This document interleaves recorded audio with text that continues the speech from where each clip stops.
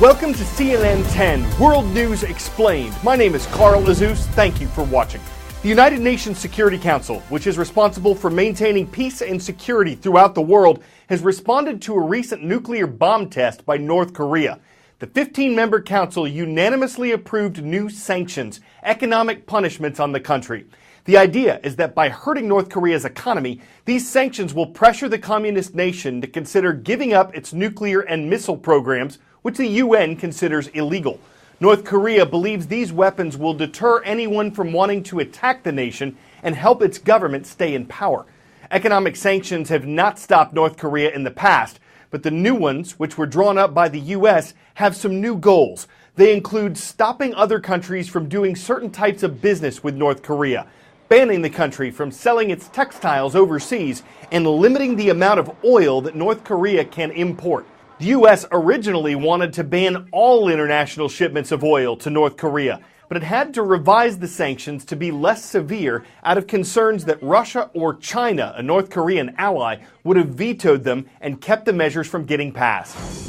When it comes to United Nations Security Council resolutions, you can't always get what you want. But diplomats, through negotiations, can come to an agreement. And that's what we saw with the United States, Russia, and China, this watered-down resolution. But U.S. Ambassador to the UN, Nikki Haley, says it still hits Pyongyang hard. These are by far the strongest measures ever imposed on North Korea. They give us a much better chance to halt the regime's ability to fuel and finance its nuclear and missile programs. The South Korean government welcomed the new sanctions, saying they thought very highly of them, but they did leave the door open for diplomacy, urging North Korea to come to the negotiating table. Pyongyang warned of unbearable consequences if these sanctions were passed, but for the average South Korean, they don't take these kind of threats too seriously. They've had 6 decades of fiery rhetoric from the North. But the one thing they are concerned about is a North Korea with a nuclear weapon. And that's why we've seen this two-pronged approach. On one side, you see a strong show of force through military exercises. On the other side, you see the South Koreans working with the international community through diplomacy to try to pressure North Korea to give up their nuclear program. Ian Lee, CNN, Seoul. Some residents of the Florida Keys are returning to their homes today and getting their first full look at what Hurricane Irma did on its destructive path through the region. The U.S. government estimates that a quarter of all buildings in the Keys are destroyed and about 65% are damaged. Throughout Florida, where the storm made landfall in the U.S., around 15 million people have no electricity. Officials say some will have it back by this weekend, others won't have it until later this month. More than 1 million people in Georgia are in the dark, thousands more in North and South Carolina and Alabama. Jacksonville, Florida saw a record storm surge and flooding. Parts of Charleston, South Carolina were underwater too. That's just Irma's impact on America. The United Nations says throughout the Eastern Caribbean, as many as 200,000 people were affected by this hurricane, and that islands like Barbuda and St. Martin may be uninhabitable. If you'd like to get involved to help those in need, CNN.com/impact is a good starting point. Even with the storm gone, many threats remain, like the dangers from fallen power lines and flooding. And those are just the ones we can see.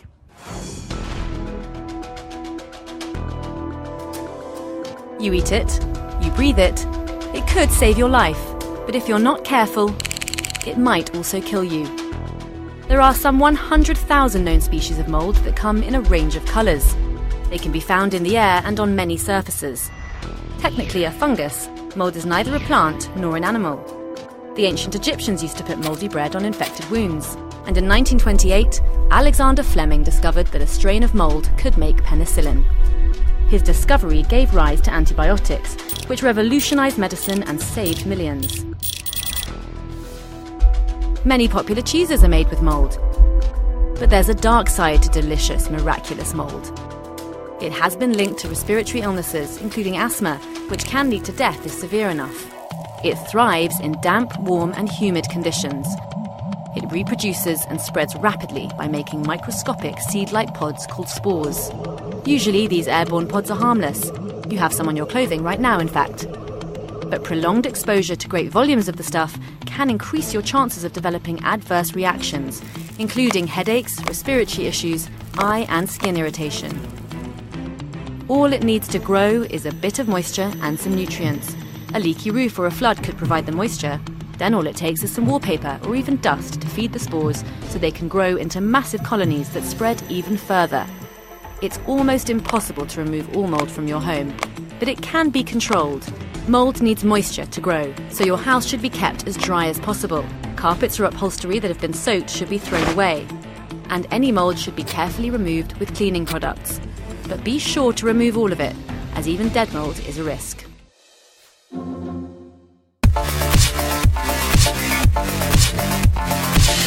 Rutherford Burchard Hayes, Franklin Delano Roosevelt, George Herbert Walker Bush, and William Jefferson Clinton all have relatively long names for U.S. presidents. They're each exactly 23 characters. So is the name of Madagascar's current leader, Ari Rajaonarimampianina. But that's not his full name, and when you factor in the other two names that complete it, you'll count 45 characters. So while Madagascar may not be the world's biggest country, its leader indubitably has the longest name of any world president. Now that's random. Next story today. Like many major cities worldwide, the historic U.S. port city of San Francisco, California has thousands of homeless people living on the streets. And that's despite the fact that local officials have taken a number of steps to help them. In 2013, Denise Sandoval joined those efforts. She started by turning old city buses into places where those in need can get towels, hygiene kits, razors, and a shower. Today, she's a CNN hero. San Francisco is one of the most beautiful places to live. However, you will see thousands upon thousands of people who are living and sleeping on our streets. Every person I saw was struggling with hygiene. If you were trying to apply for a job or apply for housing, you can't do that if you can't get yourself clean. So it's simple, but it's critical. Taking action was not even a choice at that point. It's just something I had to do. We began by converting buses into showers and toilets. To increase our efficiency, we decided to switch to the mobile commercial shower trailer unit so that we could get them out there faster and meet need more effectively. By virtue of being mobile, we're able to go into different regions of the city where people are. Are you looking to sign up for the shower? Okay, great. Walter in 3, Stephen 1. You're good to go. These are people who get turned away often, who get treated poorly, and our idea is just to open our arms. We've expanded our programming to include pop-up care villages, which bring a ton of providers to the street to provide everything from haircuts to medical services. Need a hygiene kit? Here you go, Walter. All right, thanks. Hygiene connects you to your sense of dignity. Woo, man, I feel better. There are countless success stories that we witnessed over the years, people getting employed and finding housing or overcoming addictions. Thank you, Paul. Have a good shower. The work that we do matters and is making a difference.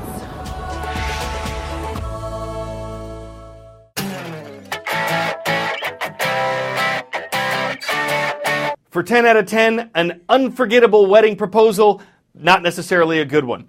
After 4 years of dating, Seth Dixon popped the question to Ruth Salas.